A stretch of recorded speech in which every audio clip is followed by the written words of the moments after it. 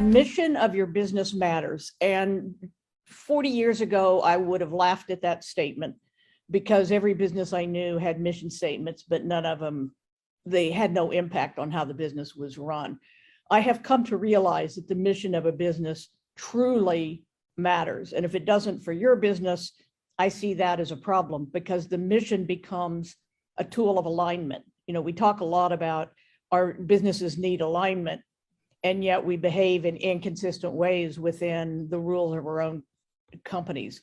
So I think mission is important, and making yours an enduring business is likely the only way to accomplish that mission, unless your mission is to make as much money as humanly possible. So we need to say what distinguishes an enduring manufacturing business. Why do I make that distinction? I will tell you that a business that is profitable year after year after year is not necessarily an enduring business. You can look at Sears or Kmart as popular examples, and certainly we can all think of more where they made money year after year, but they're in no way enduring businesses. So an enduring manufacturing business, and that is one that lasts forever, hypothetically. It lasts until the mission is accomplished. And depending on your mission, your business, the thriving of your business may be how you accomplish your mission day in and day out.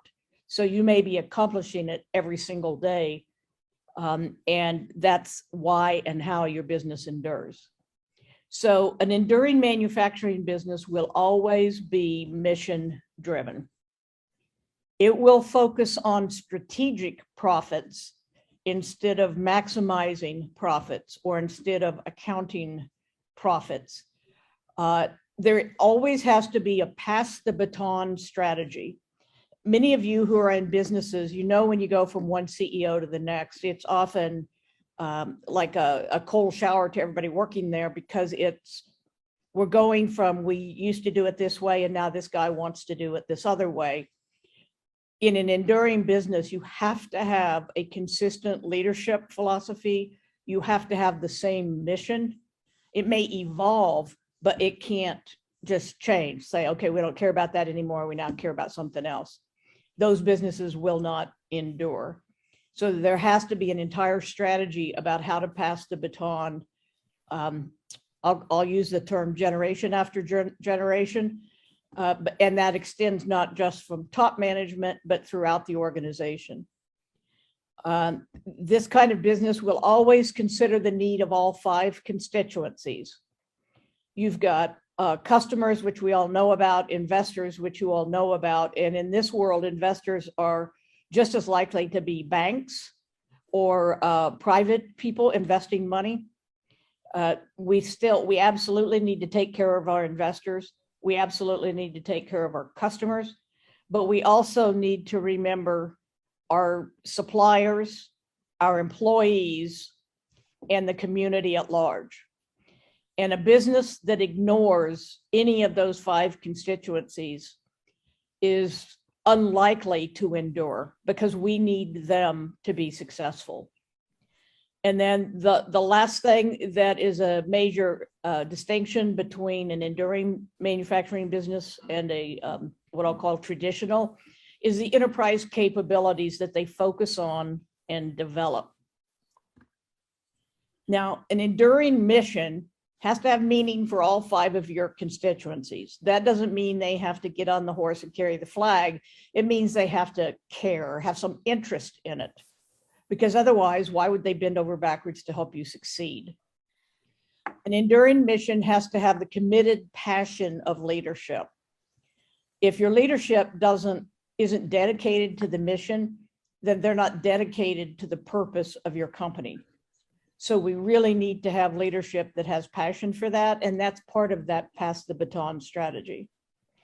And we need our mission that guides priorities, strategy, and decision making. If your mission doesn't do that, it's useless. So it has to do that year in, year out. What an enduring mission is not, it's not about what you do, but instead it's about the intended impact. An enduring mission is not trying to please or impress everyone. You know, we're not here, it's not going to be quixotic to do any good. We're not here to change the world, you know, world peace. That'd be great if you could accomplish it, but it probably has no meaning day to day if it's not too big, but if it can't guide your decision making, your strategy, etc., it's not going to have the value you need. And an enduring mission is not sales oriented. It's not to be the #1 foundry company in the world or something like that. That's not what an enduring mission brings to the party. Now I want to take a second to, I make a big deal of distinguishing strategic profits from regular accounting profits. And I want to help you understand why that distinction is so important. If you look out 50 years in your business, in your industry, what aspects of your current business are critical to you accomplishing your intent, your mission as business owners? Now, when you look at it that way, it's not going to be the product that you sell today. It's more likely to be things about how we listen to the market, how we develop our employees, how we keep our funnel of incoming talent well fed all the time. You're going to identify for your business, and they likely are different for every business. But those are the things, those aspects that are critical 50 years from now are things that you have to invest in every single year. And that's a big distinction between strategic profits and traditional profits, because as we know, when sales or profits are down, what do? The first thing we do is cut back training. We cut back developing our people. We cut back visiting customers. We cut back things that we consider to be discretionary. It's fine to cut back things that you believe are discretionary. It's crucial to know what is not discretionary. So this is a little exercise I would encourage each one of you to go through and say, what are the most important parts of our business that are going to enable us to live and thrive 50 years from now? And then always invest in those. Look out 150 years into the future. And I say 150 years because we have no clue what the world's going to look like in 150 years. So you can't tell me what industries you're going to be serving. You can't tell me what the products are going to be. You can't tell me what the technology is going to be. But you can tell me if those aspects of your business that are critical to you accomplishing your intent, if there's any reason, any change in the future that you believe could make those irrelevant out into the future. If you think that it's going to change between 50 and 150 years, you still need to invest in building that muscle for the first 50 years. I would ask, what is going to change? What is it that would change the way you need to run your business to accomplish your mission and to endure? And the bottom question is, again, the critical distinction. What investments are required to make yours an enduring business? You always have to invest in building muscle. We can't, when sales are down or profits are down, we can't cut away muscle.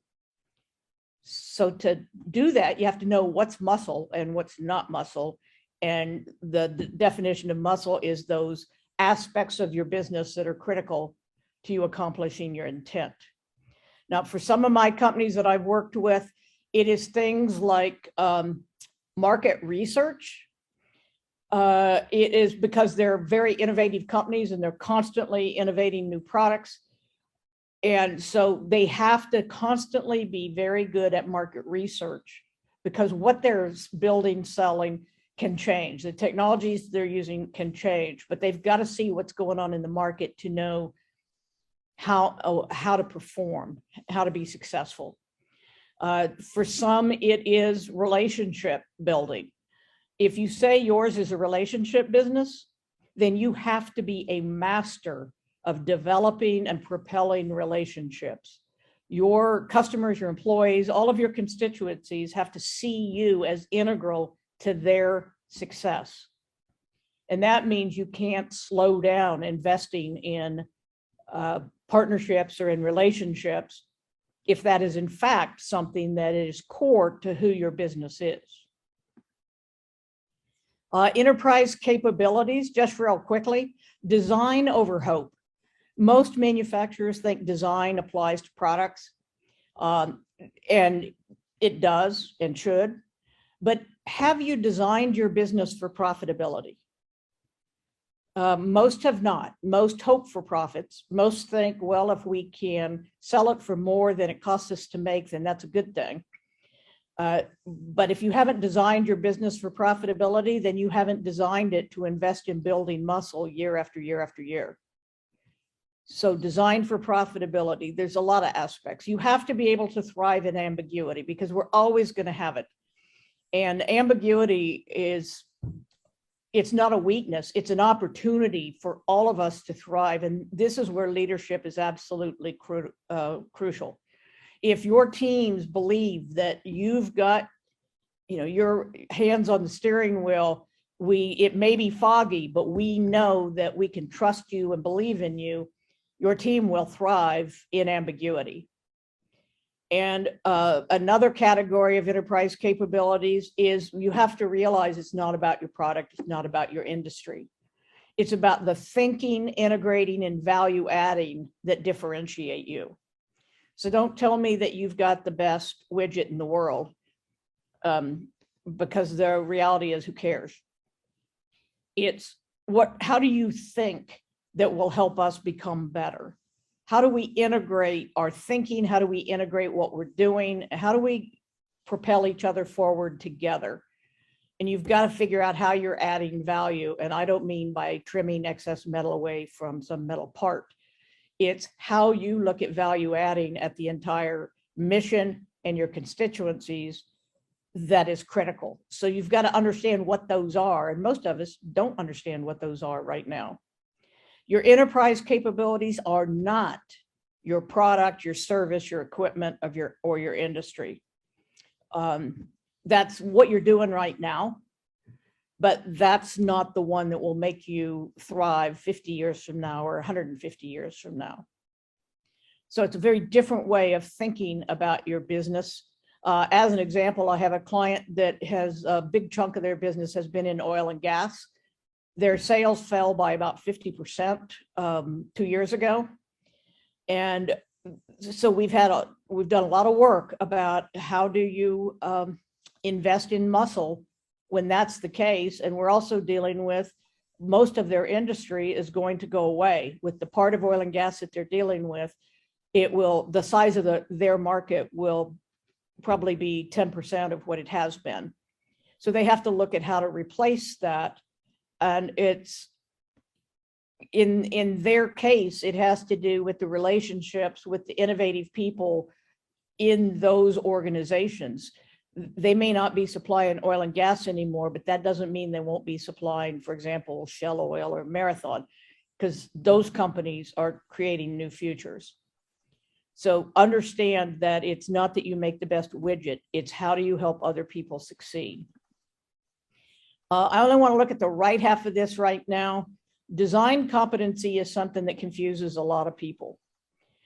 They think that design is only about product. So when you look at your business, design is absolutely critical to building an enduring business. You have to design for profitability. You need to design your business model. Many of you know that in manufacturing, business models are often shifting right now to subscription models.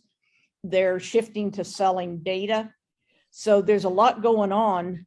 And you have to design the business model, not just fall into it. You've got to design your processes, design relationships. What is a good relationship? How do you want them to work? And then certainly products, value add, et cetera.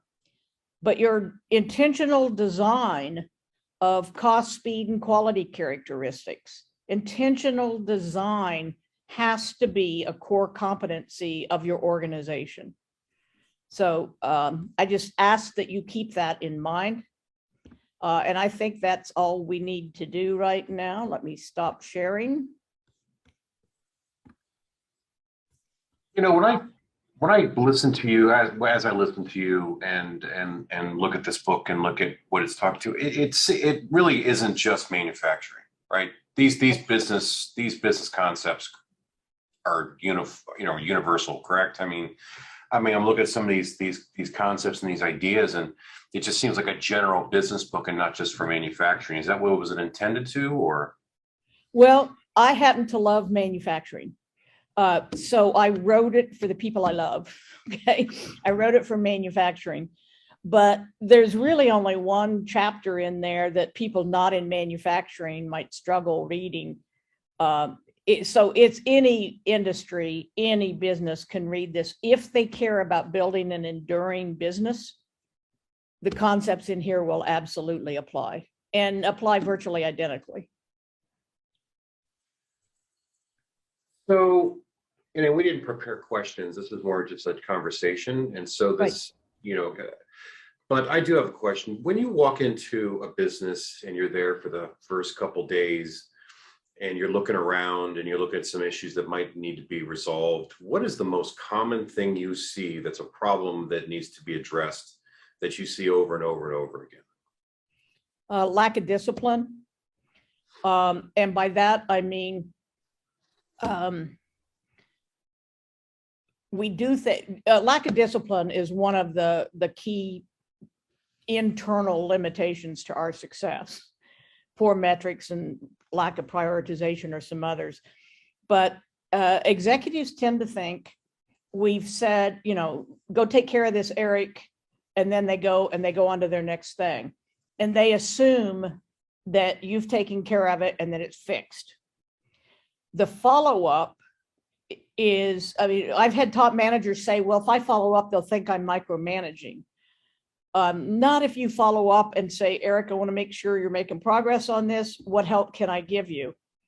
Because without that follow-up, you, Eric, is going to say, well, my boss has given me 50 different instructions in the last month. Who knows what's really important? So I'm going to wait. If he doesn't come back a second time or a third time, then I don't think it's really a priority. So it's disciplined follow-up. It's, I see in a lot of manufacturing shops, especially those who have made some effort to use some of the tools of lean manufacturing, which is a whole nother conversation. They'll have visual systems in the operations, but the visual systems aren't current. They've got metrics that are through the month prior, not through today, not through right now. So you don't have a visual factory if you can't see what's happening right this minute. So it's things like we try, but when push comes to shove, we let that slide. So it's that lack of discipline and follow through that is the most consistent weakness I see in companies. How easy is it to fix? How easy is that to fix? Yeah. Well, it's easy for me because I don't have to do anything. It's the leadership of the company that has to change their behavior. And that depends on how willing the leadership of the company is to look inward and say, what do I need to do personally to be more effective? And announcing an open door policy is a perfect example of a meaningless effort. Nobody's going to come into your office except when it's inconvenient for you, which is a different problem. But to talk with you about what's going on, you need to go to where they are. We need to talk and follow up and have those conversations. So it is about behavioral change. But the reality is, if you want to build an enduring business, manufacturing or otherwise, leadership behavior is absolutely crucial. So you've got to develop the skills that the enduring business you want to build requires. And that means you have to be willing to improve yourself, improve your own performance, get rid of some bad habits, pick up some new good habits. So again, it's easy for me. It's not so easy for other people, but the more willing they are, the easier it is, because it's easy for me to point out and say, hey, here's an example I want you to be aware of, be cognizant of what's going on.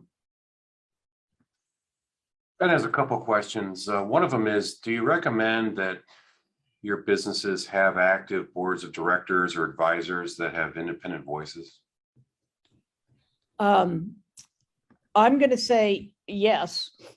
I think I'm on several boards right now, a combination of board of directors and board of advisors. And yes, I believe as a consultant, how could I say you don't need an unbiased outside expert influence? The question is on a board, and don't have a board if you're not going to use it wisely. And again, board of advisors, board of directors, two different things entirely. Board of directors, because I work with closely held companies, which are often, but not always, family owned. A board of directors that is your company's lawyer, your company's accountant, your company's whatever, is not worth having, because those people you're already paying for their expertise in their particular areas. If you're going to have a board of advisors or board of directors, have it be people who can bring value beyond and who can see beyond, who can question what you're doing, question how you're thinking, and help you see things that it's hard to see when you're inside. When I had my 14 years in the real world, as I derisively call it, where I worked in corporations, I was so focused on the inside, which I thought is what my paycheck was for, that I didn't take advantage of outside learning opportunities, because I thought that'd be wasting the company's money. That was stupid and short-sighted, which I realized once I started my own business, and I realized how much I needed to invest in myself to get the views of outside people, other people. And so I know how easy it is when you're running a business and you've got all the day-to-day to not make time to look at all the external things and look at the longer term. And an effective board knows you, cares about you, and can help you pull you out of that day-to-day quagmire and get you looking and leading your organization well. So I believe that a board is very, very helpful, but it has to be very carefully selected, and it has to be, you've got to listen to them. You don't have to do everything they say, but you've got to listen to them. Does that help? It does. Thank you. Bob Stahl has a comment. I think he didn't understand the question, but he said that you said a mission should, he says that you said a mission should be quixotic, and he defines that as being exceedingly idealistic and unrealistic. But it doesn't have to be or shouldn't be quixotic. I said it should not be. Right. Quixotic. Yeah, that's just the Don Quixote. Right. Yeah, it should not be that. Yeah, it seems like everyone's talking about purpose and mission and all these things, but maybe you can get a little more specific as to, because you said, it should be the same thing 50 years from now as it should be 150 years from now. So more specifically, like, give us an example of a mission or a purpose. Sure. There is a company in Arizona called Ventana Medical, and I think they were acquired by Roche 10 years ago, I'm going to say. That company was founded and continues to have their mission is to find cancer faster. Okay, that's their mission. They're not trying to cure it. They're trying to find it faster. Now, the person who founded it is some kind of bioengineer dude who way outside my realm of expertise, but they have equipment and reagents that help them test blood and test fluids and all that to find cancer faster, because he believes that is the best approach to finding cancer faster. There's a lot of other medical approaches one could take. Their company is founded on finding cancer faster. They are not devoted to selling their reagents or their equipment. Those are a means to an end. So ideally, if the second a cancer cell appeared in my body, it was known. It was known that I have this kind of cancer, whatever kind it is, starting immediately, and anyone in the world could do that, then that business's mission would have been accomplished. Okay. Whether or not they would continue as a company is another conversation. It would depend on a lot of the details around how that mission was accomplished.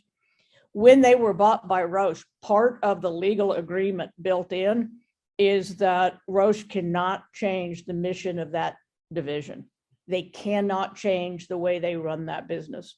And they have not. Roche has added some bureaucracy because that's what corporations do. But that company is 100% dedicated to that. So that's a perfect example of where the specific specialists, I'll call them the engineering specialists that they employ, could change over time. The kinds of equipment or reagents they build could be completely replaced if they found a different approach. And that company would be thrilled if someone else came up pursuing a different approach that could instantaneously detect a cancer cell in a human body immediately. So that's one example. That is an example that is very easy for all their constituencies to support and go after. Not all examples are necessarily that, I'll say, emotionally charged, because that's something we can all relate to. We all know somebody who's had cancer. We all think that's a good thing, and we would all bend over backwards to support that objective. There are others. In the book, I mentioned a company that, privately held company in St. Louis, that the owner says the mission of his business is to glorify God. Now, I found that one interesting for any number of reasons. Me being basically a-religious, my question was, what the hell does that mean? You know, I honestly don't know what to glorify God means in a manufacturing company. Well, they have, that is his personal mission. And he makes sure the company is run in a way that supports his personal mission. The business of the mission, the mission of the business has to do with comfortable work environments for people, making sure that people are working in safe and comfortable environments. So their product families, their who they hire, all those things are about that. But he thinks that, the owner thinks that that is a way to glorify God by having people bring in their whole selves to the business. They start each morning with a gratitude minute where all employees get together, and anybody who wants to can just state something he's grateful for. It can be, I'm grateful that Kentucky got beat last night, as a random example. Okay, so it can be anything, but they've got an entire environment based on that.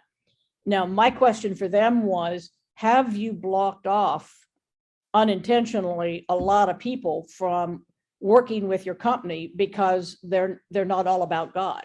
I mean, they could be about a God, but not your God or no God. And they said they bend over backwards to make sure that is not the case, that everybody, they have Muslims, they have Buddhists, they have a lot of, they have atheists, whatever, working for them. And it is about bringing your whole self to work. We employ the whole person. So they care not about the 40 hours, but about the, I guess that would be 120 hours. So they're, but the mission of the business is comfortable work environment. I've seen another business who was 100% focused on providing value added, high value employment for disadvantaged people.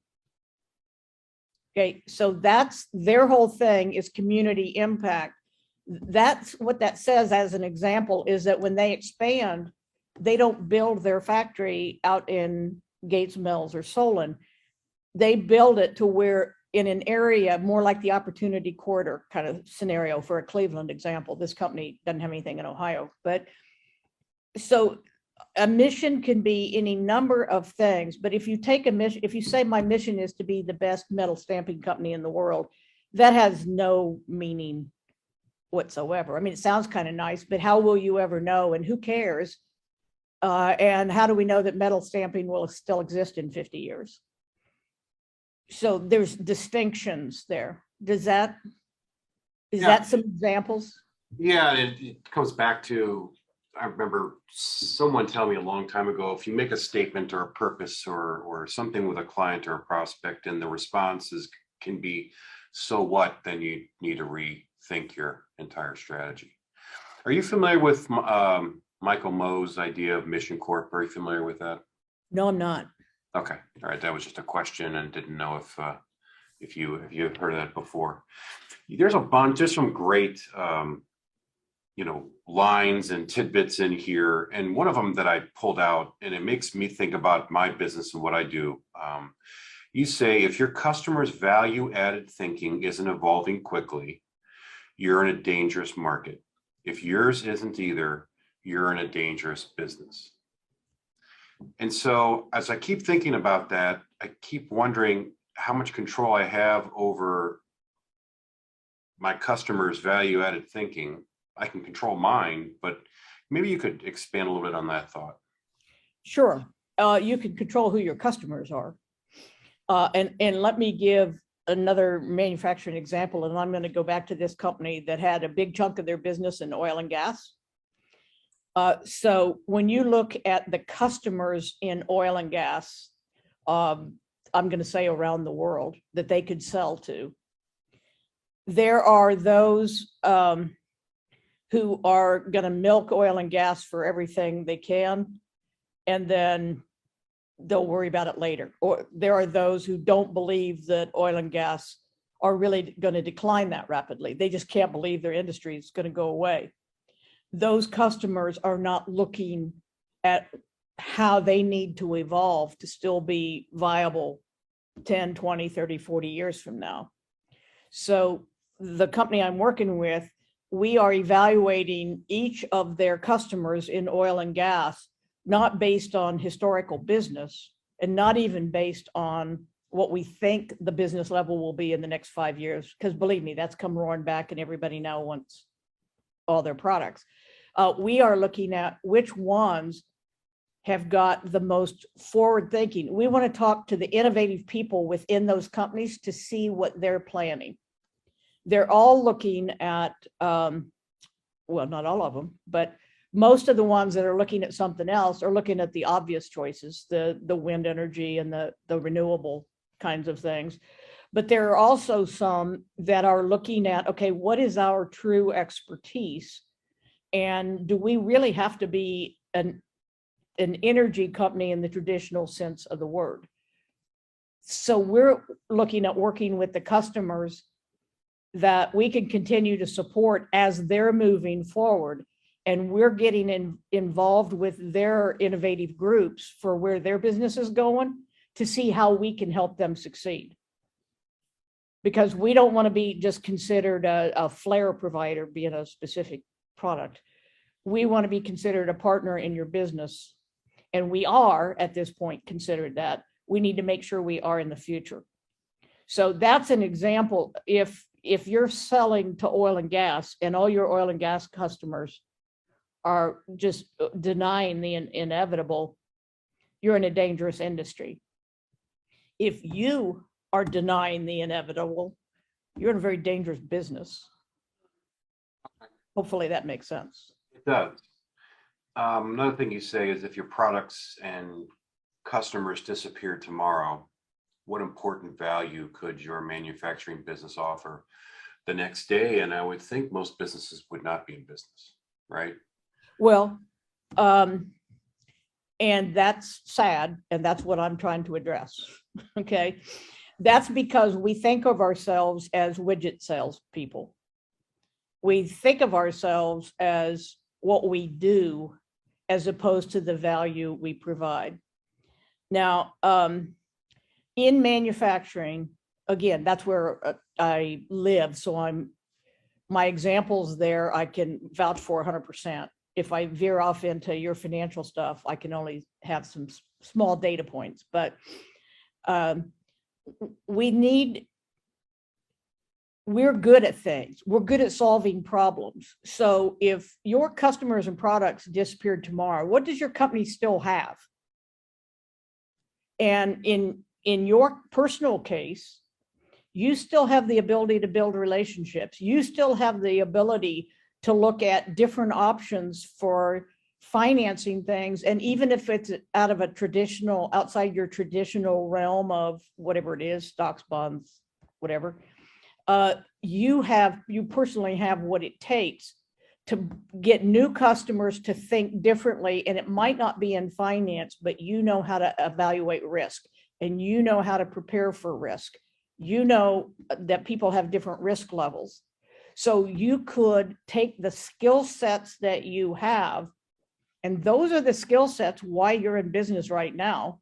You happen to do those through financial instruments, but those are the skill sets you have that can help you exist and thrive in the future.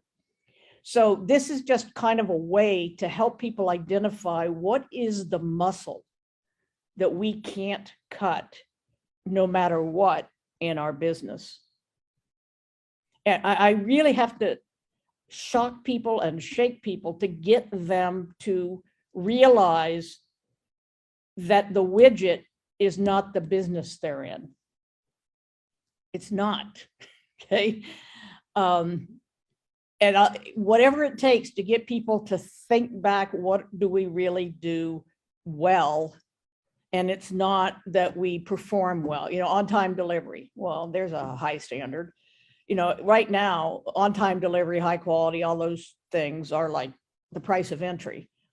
So what is it that you actually do, the way you think, the way you behave, the way you can take what you do and move into other arenas? Manufacturers, many of them just went through this 2 years ago when all of a sudden COVID hit, and they converted from making widgets to making healthcare devices within a week. Okay, new customers, new products. They had equipment that they used, but they didn't use it in the same way they always had, and they probably didn't use all their equipment. And in some cases, they probably bought new equipment. So you demonstrated the ability to realize what you can do when your back was against the wall. I'm just saying, don't wait for your back to be against the wall to understand what's valuable about your organization. Leverage it, build it. And when times are tough, don't cut it. Do not cut muscle.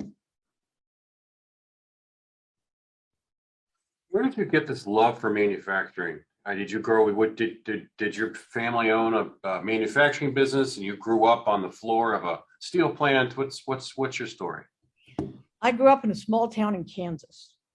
No one in my family on either side, going back as far as you can, ever worked in manufacturing. I just fell in love with it when I mean, my whole career has been just kind of an intentional pinball game. I want to know a lot. And so I tried different things. And when I fell into manufacturing, I said, this is it. What I love about it is the choreography of how we know where our customers are and who they are, the choreography of information. I just love the choreography of manufacturing. I'm not an engineer. I don't know how to make your equipment run faster. That is not your problem. If that's your problem, hire an engineer, but that is not a business problem. That's a technical problem. And I just fell in love with the technical, with the business aspects of a manufacturing business. Now, as I think you know, I am an economist by education, and I worked for Cleveland Trust, and you have to be old to have done that, in the late 70s when I moved here. And I loved being an economist, but I hated being a banker. I just knew I didn't want to do that.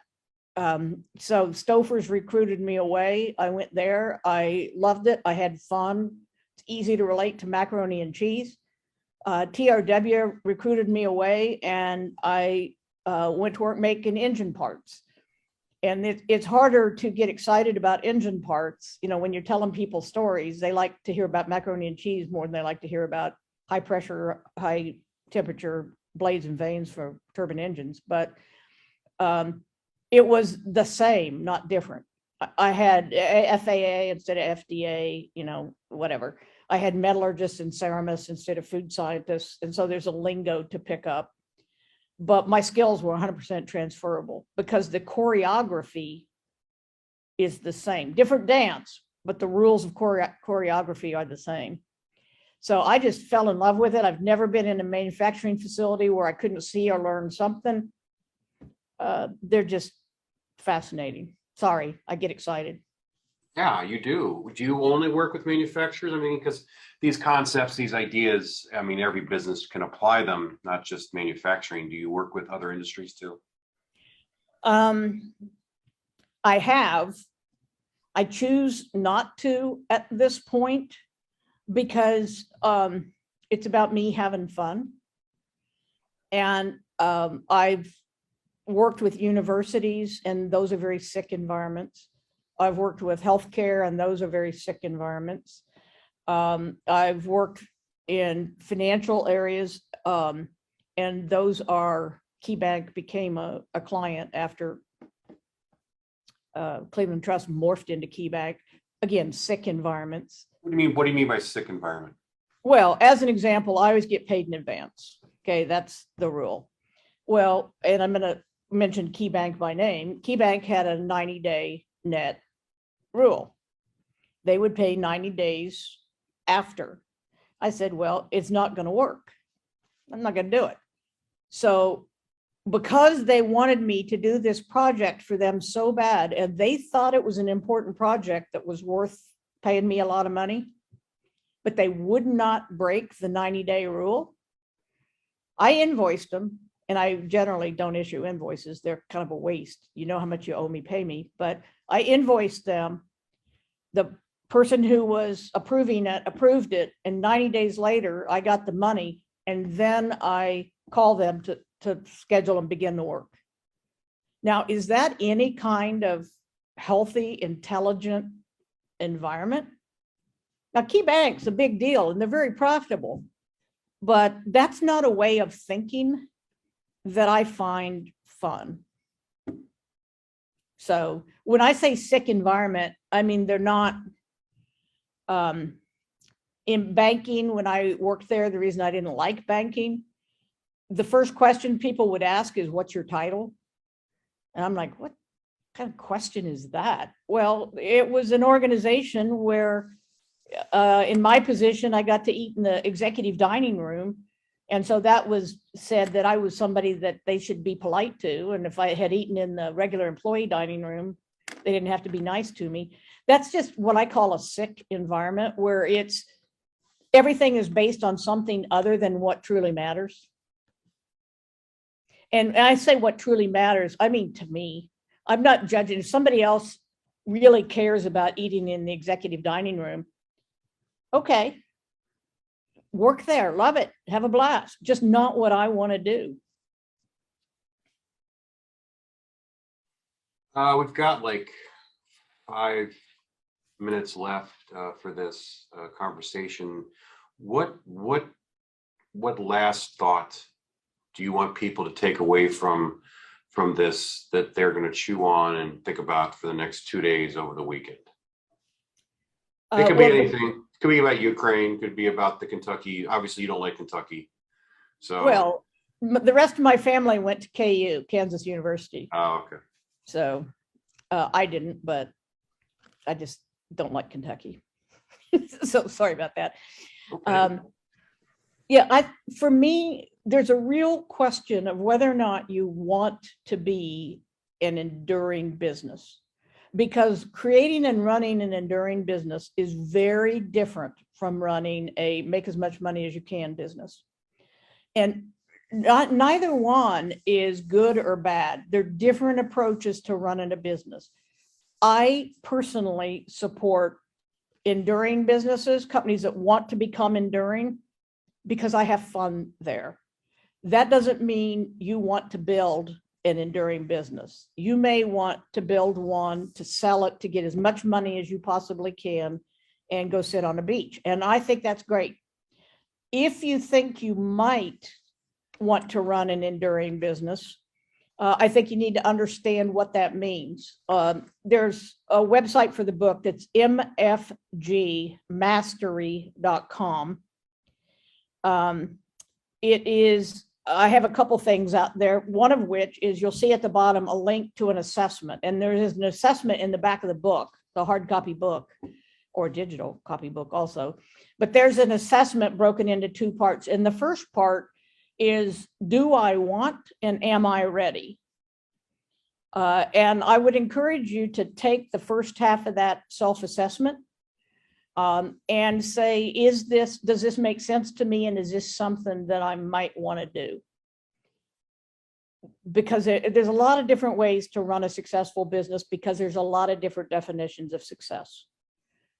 If you think creating an enduring business is something you want to do, you need to understand what that means, because it takes different things, and I think better things. It doesn't take more work, it takes different work to build an enduring business. So get your arms around what that is and see if you care. Gotcha. I think Chris Gribble raised his hand, and I think he has a question. I'm going to unmute him and let him ask it. Great, thank you. Yeah, go ahead, Chris. Unfortunately, my Zoom app does not have a texting capability. Becky, when you were talking about sick environments, how then do your principles apply to regulated industries? Because if you're regulated by the government, there's a whole lot of bureaucracy on top of you that may impair your ability to implement some of those things you've been talking about today. So can you help me better understand in a regulated industry, how does that work? Absolutely. TRW was a regulated industry. Stouffer's food, regulated industry. Different regulators, both regulated industries. Not government controlled, but government regulated. And all that is a real factor in your business. It doesn't change any of the elements of being of building an enduring business. It's just a business factor, if you will. So Nestle's has endured quite well so far.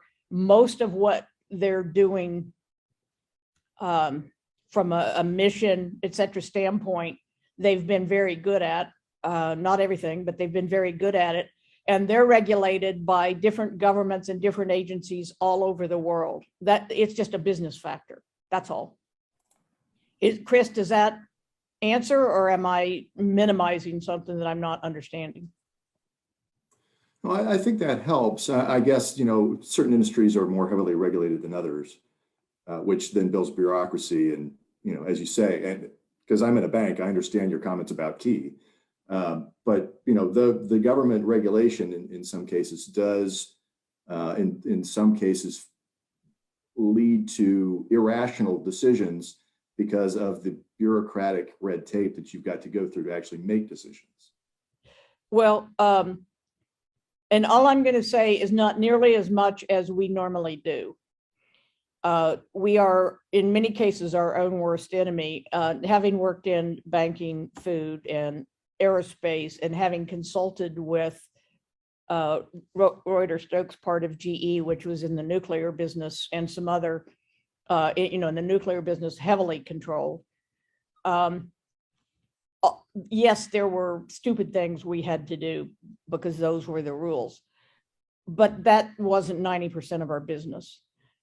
90% of our business, we could run very well. We could make good business decisions, but like at TRW, we wanted to rearrange the plant to make it much more effective, but we couldn't, because anytime you moved or changed equipment, you had to go all the way through engine test, which is a total BS requirement, but that was the government, well, that was the engine manufacturer's requirements, and they said that was an FAA requirement.